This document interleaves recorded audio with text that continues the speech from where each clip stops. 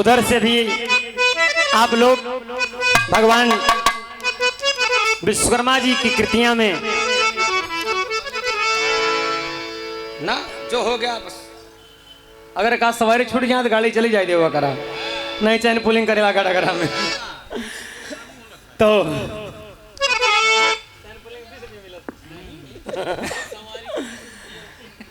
दो कृतियां सुने आप लोग। इंद्रप्रस्थ का निर्माण और खंडव वन में जो बना हुआ इंद्रप्रस्थ है और दूसरा पांडव भवन उन्हें सुदर्शन चक्र। बड़ी खूबसूरत बात मिली। इधर से भी आइए नहले पे तालाई होगा, आनंद आ जाई। हाँ, भगवान विश्वकर्मा जी का क्या क्या योगदान है, उनके माता पिता कौन है, परिचय हमारी गीत में सुनेंगे बाबूजी। एक ही छोटी सी तर्ज है हमारे साहब,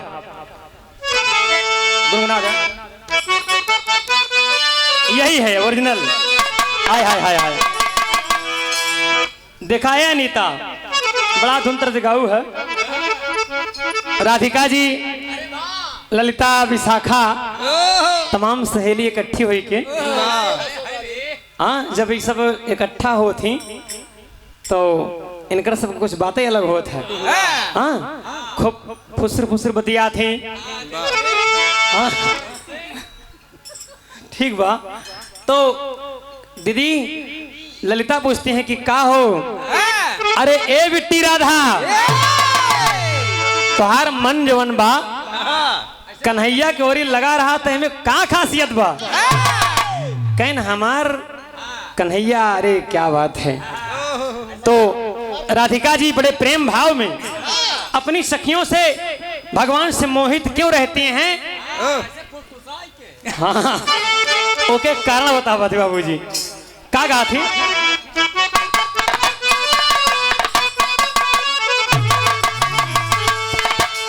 अरे पिया मोरा,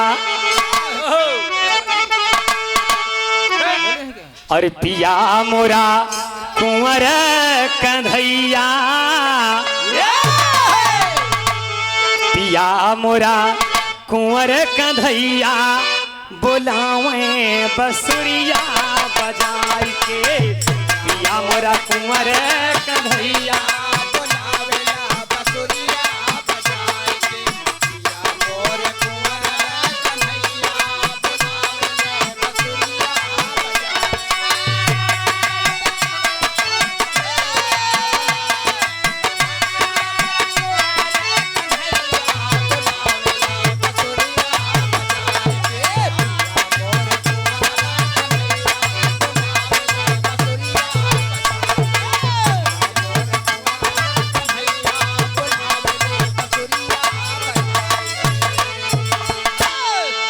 भाव को समझकर ये भगवान कन्हैया वाले गीत पे श्रीमान महेंद्र यादव जी, लाइनमैन साहब, तुला पुरुष, आपकी ओर से 20 रुपया पुरस्कार है। बहुत बहुत धन्यवाद। हमें लोगन का बड़ा सम्मान करत थी। आपके क्षेत्र कलाकार है, आप जैसे महान लोग हम लोगन का सम्मान करत बाबूजी। बड़े भाई हैं आप सब, अग्रज हैं। बड़ा भाई हमेशा पिता के समान हुआ करता है, सम्मान देते हैं। मैं आपका आभारी हूँ बाबूजी। अगली कड़ी में श्रीमान हई सुभाष चंद्र पाल जी, भाई पाल टेंट हाउस, चैमलपुर, सिकंदरा, प्रयागराज। हाँ,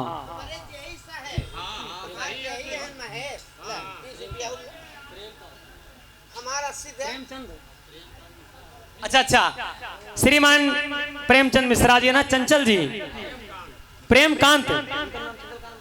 अच्छा अच्छा, तो आपको ओरिजिनल नाम हम लोग जानते ही नहीं रहे गुरुदेव, क्षमा चाहिए थी। अच्छा, कहें बेरे कि आपका मन भी चंचल है, तन भी चंचल है और नाम भी चंचल है, और यही तो निरक्षल है। क्या बात है मिश्रा जी, प्रणाम हो, अभिनंदन।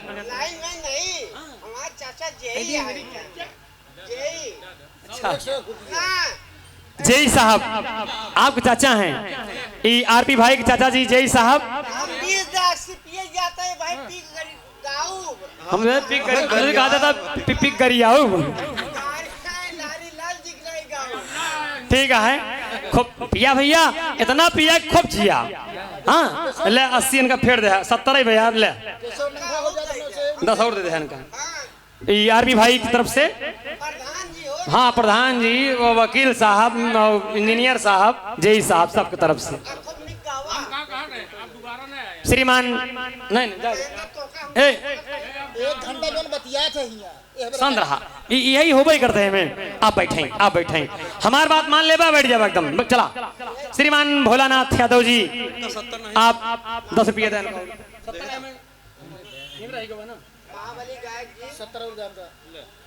घाटा न कराया, ई जोन देर हो आप वजह सोच आपकी ओर से 100 रुपया का आशीर्वाद है। बहुत बहुत नमन है, वंदन है।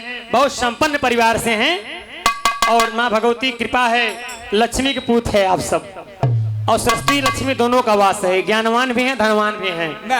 अभी कुछ ही दिनों के अंदर आप लोगों के क्षेत्र की सेवा के लिए एक गेस्ट हाउस, अतिथि भवन आप लोगों को दे रहे हैं सिलोखरा मार्ग सराचंदी वाले पे। तो आप लोग आशीर्वाद दीजिएगा, सहयोग कीजिएगा। बहुत बहुत वंदन है, नमन है। त्रुटियों के लिए क्षमा प्रार्थी बाबूजी, इतना का नमूना है बाबूजी। लेकिन आइए गौर कीजिए, हमारे वेद पुराण में कितनी बढ़िया बढ़िया बात लिखी है दोस्त। जब हम सब पढ़ब तब न जानब। हाँ, कितनी अच्छी बात बा। वहां से केवल 2 कृति सुने हैं, लेकिन आइए देखिए भगवान विश्वकर्मा जी, देव शिल्पी जी का कितना कितना योगदान हमारे इस सृष्टि संरचना और सृष्टि के तमाम निर्माण में है बाबूजी। देवताओं के शिल्पकार थे, कहना है दोस्तों। चला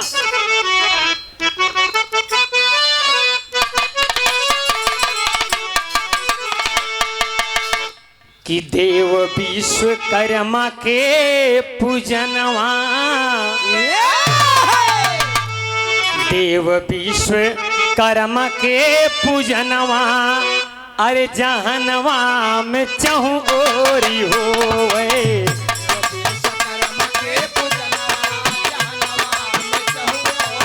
सुंदर बड़े मास्टर, यह दिल बहादुर।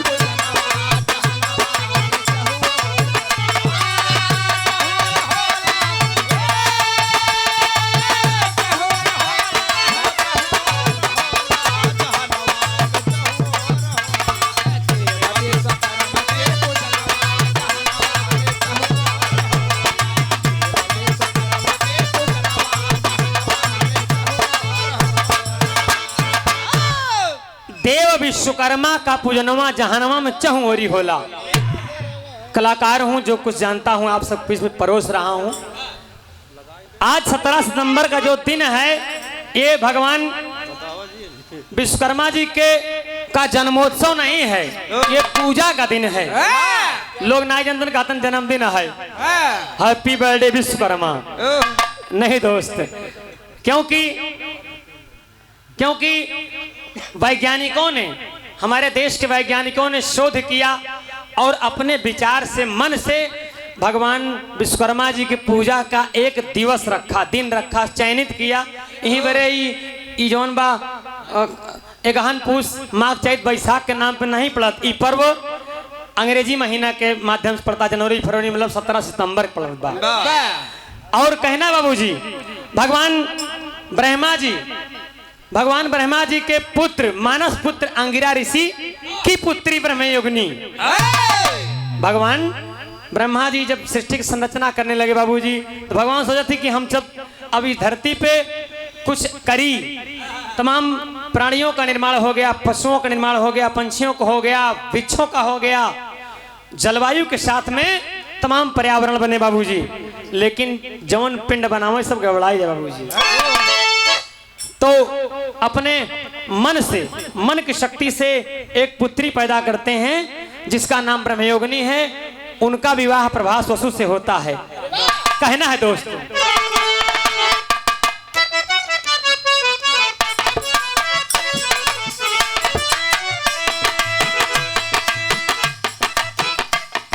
माता ब्रह्मयोगिनी के जानई जहान हो,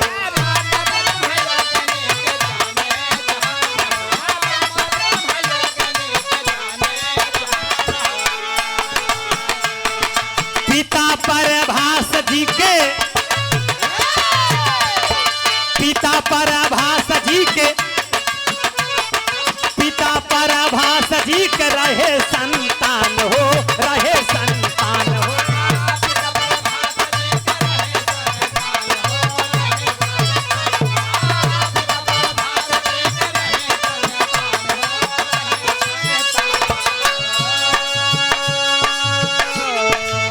आदरणीय श्रीमान, नमस्ते भैया, आप धीरज साहब लाइनमैन साहब की ओर से 51 रुपए का आशीर्वाद है। बहुत बहुत नमन है। मैं पूरे पावर हाउस के तमाम कर्मचारी परिवार को अभिवादन वंदन करता हूं। आभारी हूं बाबूजी।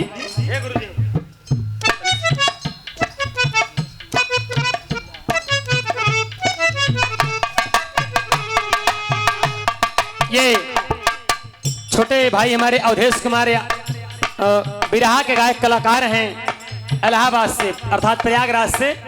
ये हमारे जनपद के गवैया सम्मान भाई त्रिभुवन नाथ यादव जी के आप शिष्य हैं। बहुत बहुत धन्यवाद। बढ़िया गुरु चुने हैं, आशीर्वाद बा। और चटक मटक गवैया हैं त्रिभुवन भाई, जहाँ रात झूमत रहा थी। हाँ, हम लोग उनका इलाहाबाद में सर्वश्रेष्ठ समझित है गायकी में, अंदाज में। बहुत सुंदर 100 रुपया पुरस्कार, नमस्ते प्रणाम बोल रहे हैं कि जंगबली भाई मिला रहन। हाँ, नमन हो बाबूजी।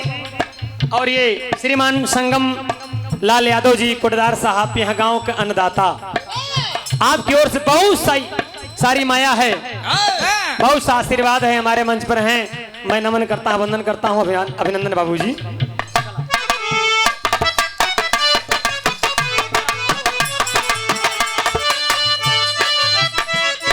पिता पर भास वसुक जानई जहान हो जानई।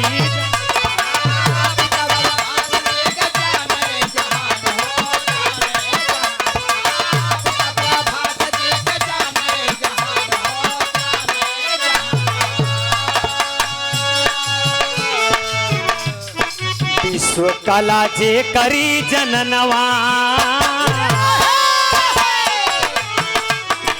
विश्व कला जे करी जननवा, जहनवा में चहोरी हो। विश्व कला जे करी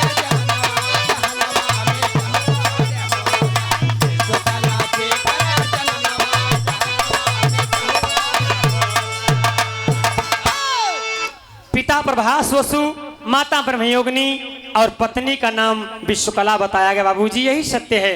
भगवान देव शिल्पी विश्वकर्मा जी क्या ये परिचय रहा बाबूजी, लेकिन उनके कर्तव्य क्या थे, कहना है।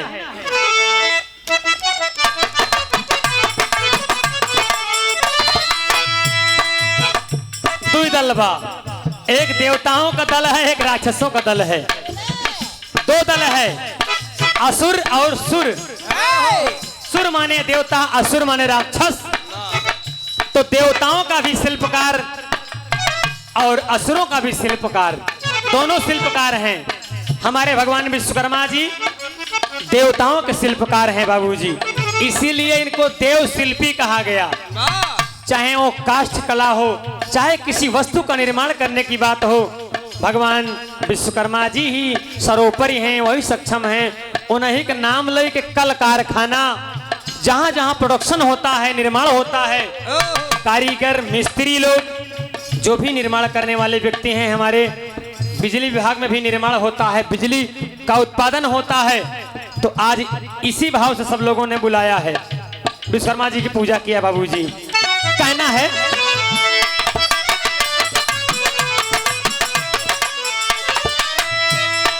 देवतन का शिल्पी विश्वकर्मा भगवान हो।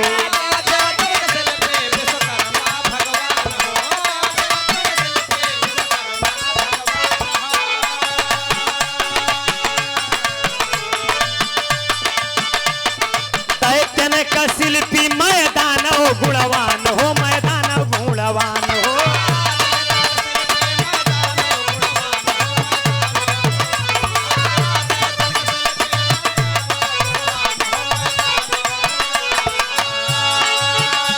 गौर कीजिएगा बाबूजी।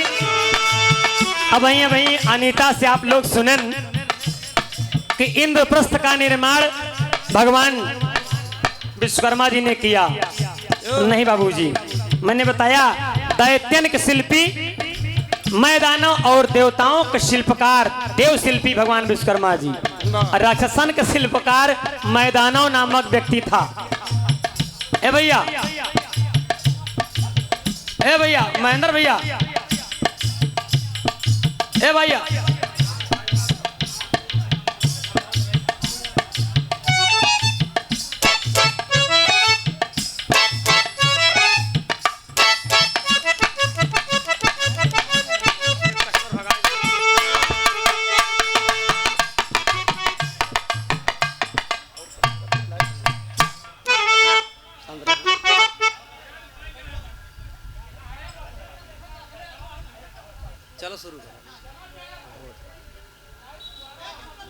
जाए दे भैया, अपन दुआर आई है।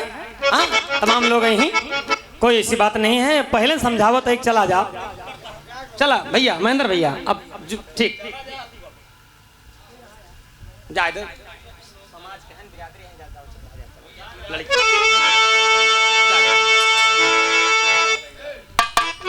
दैत्यन के शिल्पी मैदानों गुणवान हो। अभी आप लोगों ने सुना कि इंद्रप्रस्थ का निर्माण भगवान विश्वकर्मा जी किए न बाबूजी। निर्माण वही मैदानों किया था बाबूजी। मैदानों नामक शिल्पकार ही इंद्रप्रस्थ का निर्माण किया था, क्योंकि इंद्रप्रस्थ खांडव वन में बना था और खांडव वन में नागवंशियों का रहन सहन था, उन्हीं लोगों के लिए बनाया था बाबूजी। लेकिन ये तो पांडवों ने ले लिया, कहना पड़ा।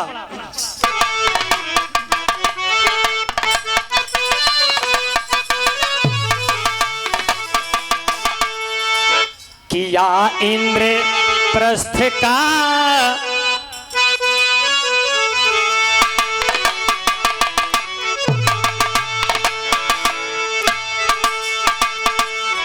अरे बनाया इंद्रप्रस्थ का भवनवा, अरे बनाया इंद्रप्रस्थ का भवनवा, जहनवा में चहोरी हो।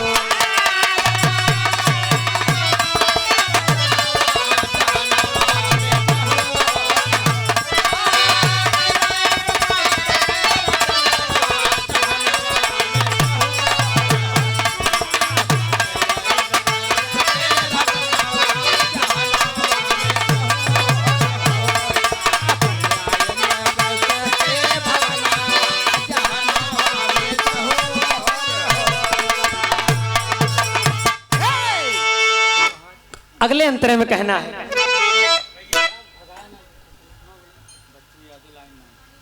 श्रीमान बच्चू यादव जी लाइनमैन साहब, बहुत बहुत धन्यवाद, अभिनंदन वंदन। अब लाइन कट गई रही, डराने हम कहा जान का बढ़ाए का। एक बात जान लो भैया, बिजली वगैरह जो होता बाबू साहब, आज बड़े सौभाग्य की बात है, दो मंच पे दोनों ढोलक वादक हमारे वाद्य कलाकार, एक राजेश सिंह साहब हैं और इधर दिल बहादुर सिंह साहब हैं। दोनों क्षत्रियन की लड़ाई बा। अरे सिंह कह रहे हैं, सिंहासन, सिंहासन वाले सिंह, जिस जहां पे राजा विराजमान करते हैं वही राजा हैं ये। दोनों जन लड़ाई बा। और अनितो भी याद 3 लौट आई बजान ला, जब से मिल गया है, बहुत संगत कर रहे हैं। अच्छी बात है, कलाकारों को जब भी किसी के साथ निभाना हो ईमानदारी से, कोई कटौती नहीं। भैया की तरफ से 50 पुरस्कार है, अभिनंदन वंदन है, स्वागत है। तो लाइन जब कट गई तो जीव डरान कहे बरे महेश भैया, लाइन बहुत खतरनाक चीज होता है, बिना बताए मार दे, बिना चिल्लाए काटी ले। हाँ, सवेरे सवेरे बेला रहा है, बाबा रामदेव को प्रचार आवत रहा है टीवी में, और लाइन मैन लोग अपन जैसे हमारे सदा शिवपाल जी गुरु जी हैं, ये फीडर देखा था बाबूजी, टीजी साहब फीडर गिराई दें, फीडर उठाई देंगे। और सवेरे इनका ड्यूटी रहा है, एक ही बुजुर्ग मनाई एकदम मान लो 75 साल के, हाँ, तख्ता बैठ के बाबा रामदेव का भाई भारत भाई बाबा रामदेव प्रचार सुनत रहे, वो अनुलोम विलोम वह प्राणायाम सिखावत रहे, सांस खींचो, सांस ढीलो, सांस खींचो, सांस ढीलो। दादा बेचारू लाइन औतई मान टीवी खोल देहन, प्रचार देखे लागन, बाबा रामदेव बोलन सांस खींचो, बुढ़ा बेचारू सांस खींच लेहन। कुछ देर बाद कहें सांस ढीलो, दादा बेचारू सांस ढील देहन। और जब दोबारा शुरू करें अनुलोम विलोम, सांस खींचो, सांस ढीलो, तो सदाशिव की नाही ड्यूटी पर तैनात एकदम खड़ा है बाबूजी, बाबा रामदेव कहें सांस खींचो, बुढ़ापा मनई बेचारू सांस खींच लेहन, आंखी मुने हैं जो होता है कि अब बाबा रामदेव कहाँ सांस ढीली, तब से लाइन कटी गई, लाइन कटी गई। अब के कहे कि सांस ढीलो, दादा आंखी मुने हैं, सोचन कि लमाहर बाई, सोचन लंबी कोनो योग बा, योग के चक्कर में बेचारू एकदम संजोग ही खराब हो गया, लाइन कट गई, इतना खींचन कि ऊपर वाला ऊपर खींच ले गवा। बड़े भैया ये लैनिक का दर्शन आया है सजाए रहा जाया कहना है दोस्त।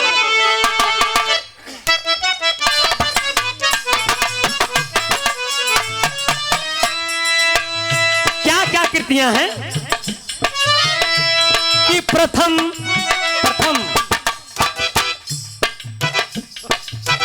स्वर्ग लोकवाक किए निरमाण हो।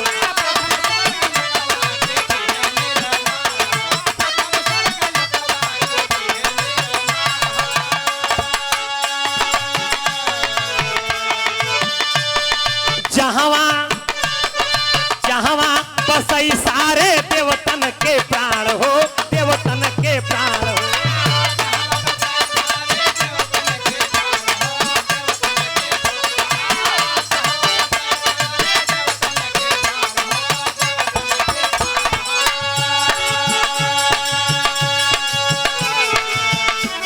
प्रथम स्वर्ग लोकवा के किए निर्माण हो, जहां बसई सारे देवतन के प्राण हो।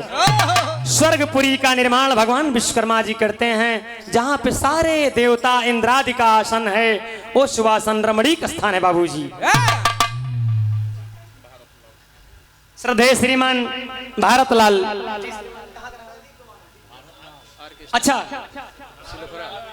अच्छा वो सिलोखरा बिरभानपुर से रे बाबा ऑर्केस्ट्रा तोहरा सबके बड़ी मिजाज होता, दोनों समय बटन दबाई देता। हाँ हम सब तो करेजा लगाए गावत है, हारमोनियम ढोल बजा में छक छक छक छक जब शुरू हो गया। हाँ कथा वाली बटन दबावा थे। अरे कोनो गाना बज जाते निकल लोग के। हाँ बड़ी याद आवे पिया के प्यार कहिल। हाँ रतिया तो रतिया पहाड़ दिन भइल, का करी राजा करेजा दाल दरी के। तो चक्करी कम ही नहीं ने करेजा दर देता है। हाँ अरे का कई राजा, अरे का करी राजा करेजा दाल दरी के। दिलवा लई गईले, दिलवा लई गईले राजा ओ चल में भरी के।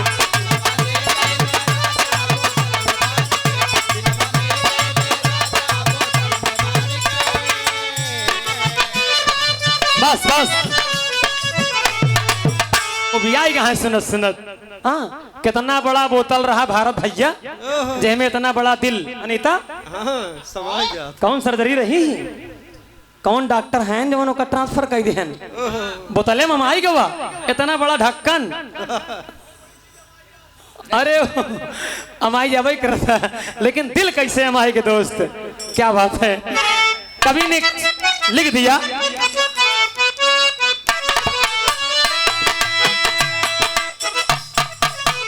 प्रथम स्वर्ग लोकवा के किए निर्माण हो, जहां बसई सारे देवतन के प्राण हो, देवतन के प्राण।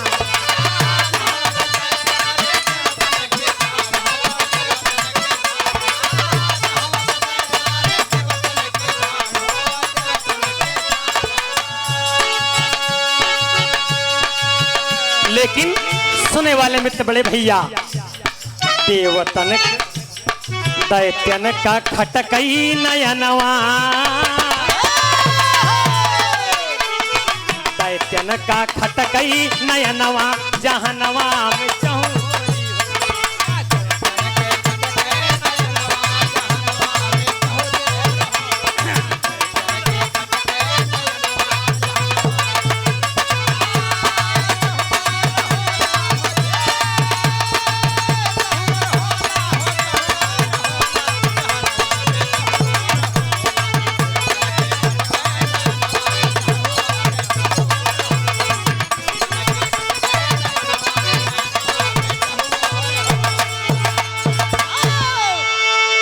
दैत्यन के खटकई नयनवा, जहनवा में चहुरी होला। जब स्वर्ग का निर्माण हो गया, देवता तो बढ़िया सुलभ स्थान पाएन, लेकिन राक्षसों का मन खटकने लगा बाबूजी। ये रही भगवान विश्वकर्मा देव शिल्पी की कृतियां बाबूजी। और क्या करते हैं, चला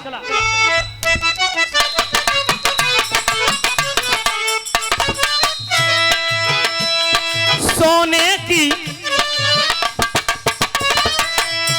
हाय हाय हाय हमारे बीच में पाल मार्केट से आप सरिया सीमेंट एजेंसी के मालिक साहब रामचंद्र पाल जी के छोटे भाई साहब हैं, बहुत बहुत नमन है, अभिनंदन है। और क्या करते हैं भगवान विश्वकर्मा जी? सोने की लंका सुदामा का धाम हो,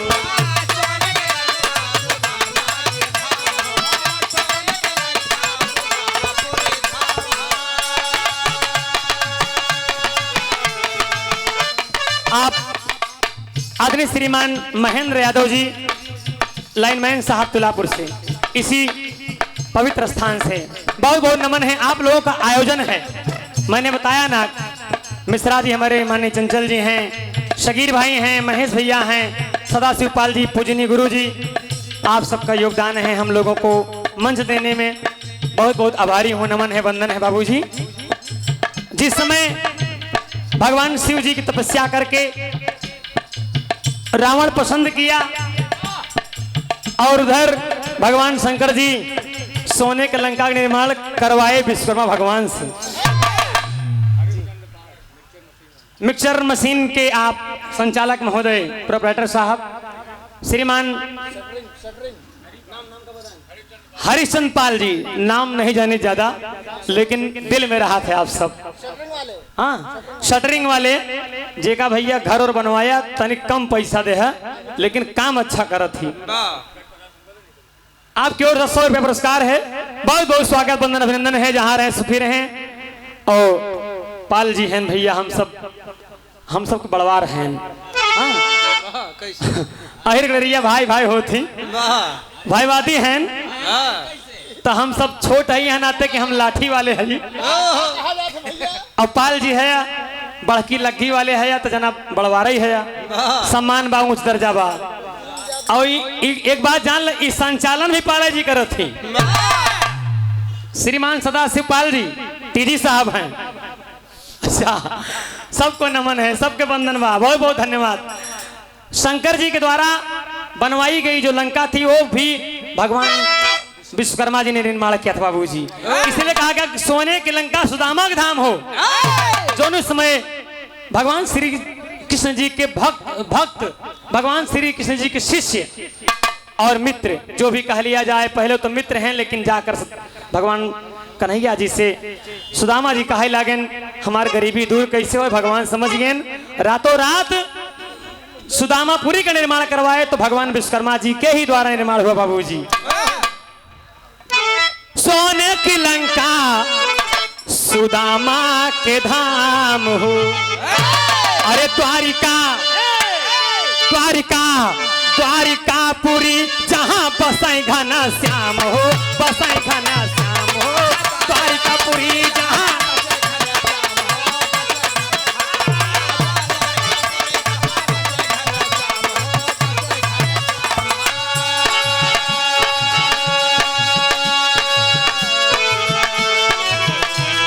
ध्रुव का अजब सिंहासनवा,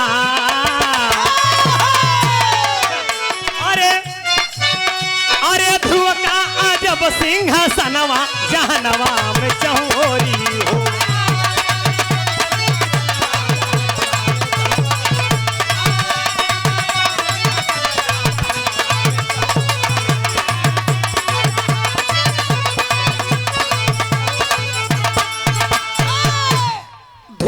अजब सिंहासनवा जहनवा में चहुरी होला। ध्रुव का जो सिंहासन है उस सिंहासन का भी निर्माण भगवान विश्वकर्मा जी ने किया था बाबूजी। आखिरी प्रमाण में मिलने वाला है, बड़ी ऊंची चीज मिलेगी बाबूजी, कहना है। भाव को समझकर आदरणीय श्रीमान लालता प्रसाद यादव जी उर्फ गांधी जी, प्रसिद्ध हैं आप बहरिया क्षेत्र अभयपुर से। आप सब हमारे पूजनीय पिताजी श्री अमरनाथ यादव जी भारतीय किसान यूनियन मंडल अध्यक्ष, और आप भी सचिव साहब, संरक्षक साहब, तमाम साथीगण भारतीय किसान यूनियन कमेटी की ओर से 50 रुपए का आशीर्वाद, बहुत बहुत नमन है। जय जवान जय किसान, जहां भी जरूरत पड़ती है किसानों के लिए आप सब खड़े हो जाते हैं। ये हरी पगड़ी जब जरूरत पड़ती है तो हो जाती है तगड़ी। बहुत बहुत धन्यवाद बाबूजी। और हमारे मंच पर विराजमान श्रीमान संगम लाल यादव जी, यहाँ गांव सभा के अन्नदाता अर्थात कोटदार साहब की ओर से बहुत सी माया पुरस्कार है, अनंत शक्ति प्रदान करें हमें, बहुत बहुत धन्यवाद बाबूजी। कहना बा आखिरी बोल में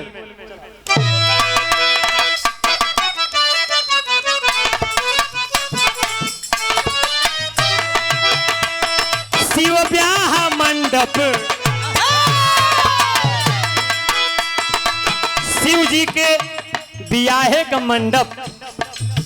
जब महाराज राजा हिमांचल जी की पुत्री माँ पार्वती जी, बिटिया हैं लेकिन हम लोगों के मातारी हैं, पार्वती जी जब सयान भईन 12 वर्ष तपस्या करके कि हमार ब्याह शंकर जी से हो, शादी का योग देव ऋषि नारद जी बनाए। जब शंकर जी बारात लेके पहुंचे राजा हिमांचल जी के यहाँ, तो जो मंडप बना था वो भगवान देव शिल्पी, देवताओं के शिल्पकार हमारे पूजनीय आराध्य भगवान विश्वकर्मा जी ने निर्माण किया था। बाबूजी कहना बा श्रीमान प्रकाश लाइट हाउस बिरभानपुर चौराहा,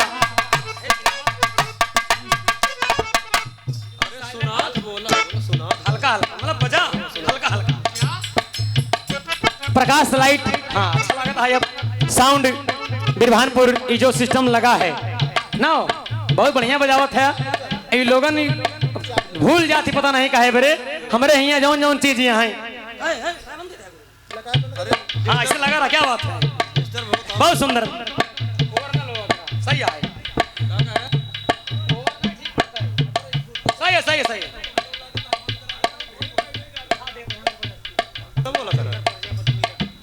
श्रीमान रमाशंकर प्रजापति जी मीरपुर से आपकी ओर से 50 रुपए का आशीर्वाद बहुत नमन है। बहुत सुंदर गुरुदेव जी आशीर्वाद बनाए रहे हैं।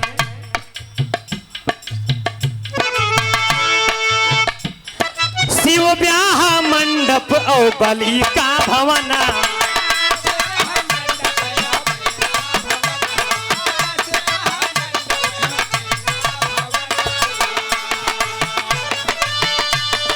इंद्र जी का, गौर कीजिएगा बाबू, भगवान देवेंद्र जी, देवताओं के राजा इंद्र जी, जब देवता और राक्षसों में संग्राम हो रहा था, जिसे कहते हैं देवासुर संग्राम, देवता धन असुर बराबर देवासुर संग्राम, देव धन असुर देवासुर बराबर देवासुर संग्राम में हो रहा था, तो देवता हार जाए राक्षस जीत जाते हैं। तब यह हुआ कि महर्षि दधीच जी हैं, जिनकी हड्डियों से वज्र बनाए जाएं, अस्त्र शस्त्र का निर्माण हो, तब जाकर के हम इस देवासुर संग्राम को जीत सकते हैं, अन्यथा कदाचित नहीं। तब देवता लोग जाकर, इंद्र ब्रह्मा विष्णु महेश सभी लोग जाकर महर्षि दधीच जी से निवेदन करते हैं कि हे ऋषिवर, यदि आपके इन अस्थियों से वज्र बनाए जाएं तो यकीनन निश्चित तौर पर हम सब राक्षसों पर विजय प्राप्त कर सकते हैं। यह उम्मीद लेकर बाबूजी निवेदन किए तो महर्षि दधीच जी ने अपनी शरीर को दान दे दिया, श्वास खींच लिए बाबूजी और निर्जीव हो गए। जब यह शरीर निर्जीव हो गया, प्राणहीन हो गया, तब उन शरीर की हड्डियों से वज्र बनाया गया, उन वज्रों से संग्राम किया गया। देवासुर संग्राम में देवताओं की विजय हुई। जब वज्र बना तो बनाने वाला कौन था? आप बाबा विश्वकर्मा जी ने। कहना है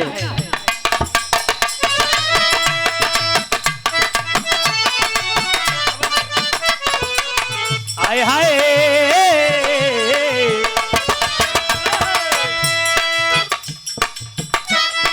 इंद्र जी का वज्र, इंद्र जी का वज्र महाकाल के समनवा होता, इंद्र जी का वज्र महाकाल के समनवा होता।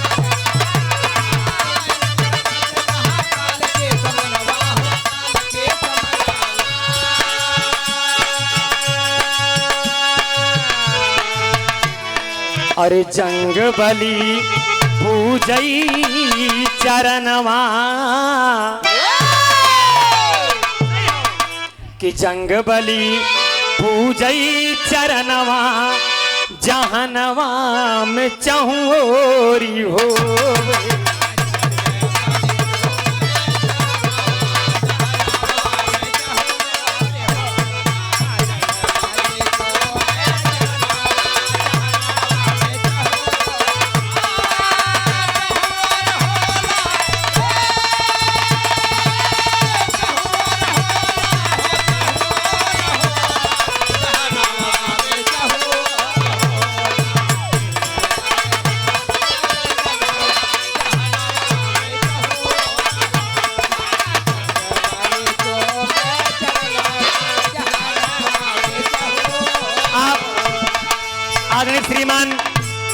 अशोक जी